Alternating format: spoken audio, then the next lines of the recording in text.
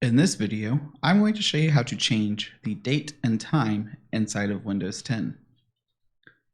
First, let's go ahead and right-click our current date and time.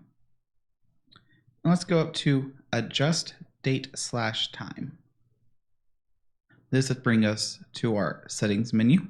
And this page is simply our Time and Language tab. But let's go ahead and look. My current settings are for set time automatically and set time zone automatically are off. Yours may be a combination of them.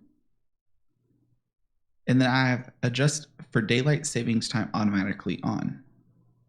Now, if you have them currently off, you can change your time zone here and you can set your date and time with this change.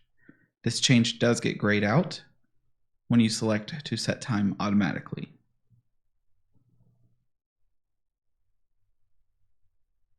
All of these settings are currently correct, but let's go ahead and have it automatic. And that is how you change the date and time inside of Windows 10.